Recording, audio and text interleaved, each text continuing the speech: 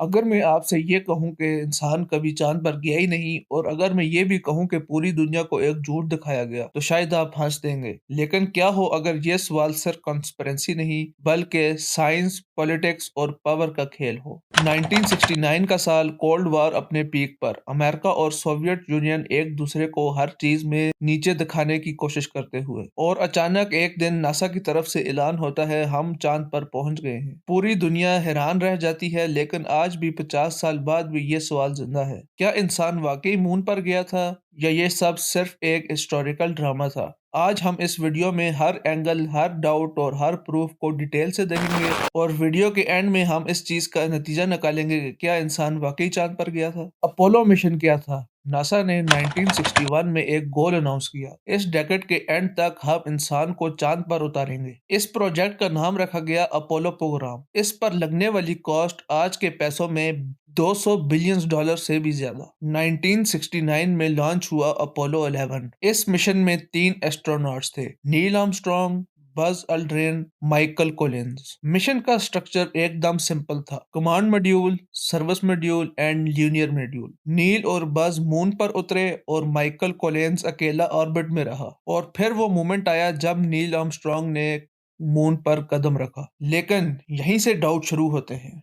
जब astronauts moon पर land किए तो उन्होंने एक अमेरिकन फ्लैग लहराया, जो आपको अभी इस वक्त अपनी स्क्रीन पर भी दिख रहा है। लोग कहते हैं मून पर हवा नहीं होती, फिर अमेरिकन फ्लैग लहराता क्यों है। ये एक बहुत मशहूर आर्गुमेंट है, लेकिन साइंस क्या कहती है। फ्लैग के ऊपर एक हॉरिजॉन्टल रॉड लगी हुई थी ताकि वो खुला रहे। एस्ट्रोनॉट जब फ्लैग को जमीन में लगा रहा है तो मूवमेंट होती है, और याद रखें मून पर एयर रेजिस्टेंस नहीं होती, इसलिए हर चीज एक दफा अगर हिल जाए तो धीरे धीरे रुकती है। अर्थ पर हवा हरारत को रोक देती है, लेकिन मून पर ऐसा नहीं होता, इसलिए फ्लैग लहराता हुआ नजर आ रहा है। दूसरा बड़ा डाउट ये है कि स्टार्स क्यों नहीं नजर आए। मून पर आसमान बिल्कुल काला होता है, फिर भी तस्वीरों में स्टार्स नहीं नजर आ रहे। इसका जवाब देते हुए साइंसदान कहते हैं कैमरा एक्सपोजर। नासा ने जो कैमरा यूज किए वो मून की ब्राइट सरफेस के लिए सेट थे। स्टार्स बहुत फेंट होते हैं, अगर एक्सपोजर स्टार के लिए होता तो मून सरफेस वाइट हो जाती। सेम चीज आज भी होती है, अगर आप दिन में स्काई की फोटो लें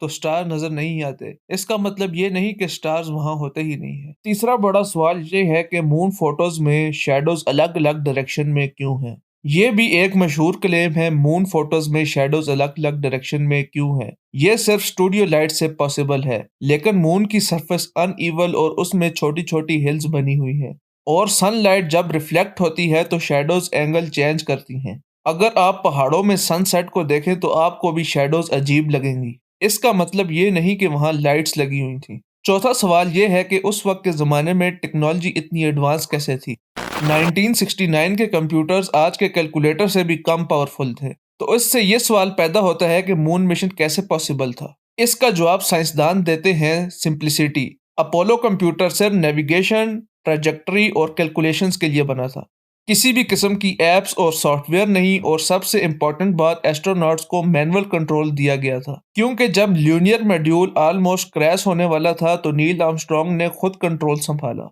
यानी ये मिशन मशीन्स ने नहीं बल्कि इंसान ने कंप्लीट किया। सबसे बड़ा strong proof, laser experiment. Moon पर एस्ट्रोनॉट्स ने रिट्रो रिफ्लेक्टर्स रखे। आज भी NASA, European space agencies, universities moon पर लेजर भेजती हैं और वापस रिसीव करती हैं। ये रिफ्लेक्टर्स नेचुरली नहीं हो सकते, सिर्फ रोबोट से प्लेस नहीं हो सकते, बल्कि ये ह्यूमंस ने रखे हैं। अगर मून लैंडिंग फेक होती तो ये एक्सपेरिमेंट बिल्कुल इम्पॉसिबल होता। मून रॉक्स का सच। नासा मून से 382 केजी रॉक लेकर आई, और ये रॉक्स अर्थ के रॉक से बिल्कुल मुख्तलिफ हैं। उनमें वाटर ट्रेसेस नहीं हैं। इन्हें यूरोप, जापान और रशिया के साइंटिस्ट ने भी टेस्ट किए। अगर ये फेक होता तो एक ना एक लैब सच बता देता। और सबसे बड़ी बात, सोवियत यूनियन 1969 में अमेरिका का सबसे बड़ा दुश्मन था। सोवियत यूनियन अगर मून लैंडिंग फेक होती तो रशिया रडार से ट्रैक करता, सिग्नल डिटेक्ट करता और ट्रोडेंट एक्सपोज करता।